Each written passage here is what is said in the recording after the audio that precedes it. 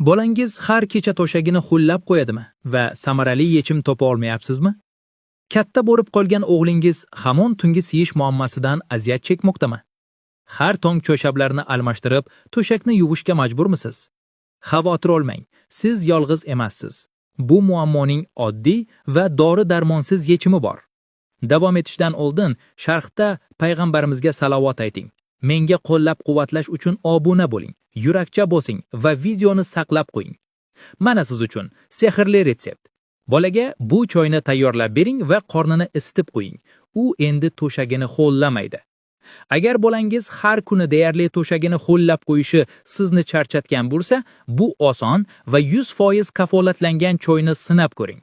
Uni birinchi marta ichganida yo'q, to'shagini ho'llash to'xtaydi. Tayyorlash usuli. Uxlashdan oldin choynakka 1,5 stakan suv soling. Qaynaganda 3 ta yangi yalpiz shoxchasi va 1 dona dolchin tayoqchasini qo'shing. Uni 10 daqiqa atrofida qaynatib, keyin bolaga bering. Choyni uxlashdan yarim soat oldin ichsin. Shunda hojatxonaga borishga ulguradi. Qornining qanday iskanini sezasiz va u endi to'shagini ho'llamaydi.